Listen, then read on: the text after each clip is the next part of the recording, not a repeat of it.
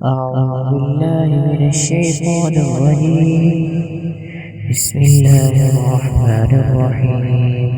واتخذ قوم موسى من بعده من حليهم عجلا جسدا له خوار ألم يروا أنه لا يكلمهم ولا يهديهم سبيلا اتخذوه وكانوا ظالمين. ولما سقط في أيديهم ورأوا أنهم قد ضلوا قالوا لئن لم يرحمنا ربنا ويغفر لنا لنكونن من الخاسرين. ولما رجع موسى إلى قومه غضبان أسفا قال بئس ما خلفتموني من بعدي أعجلتم أمر ربكم.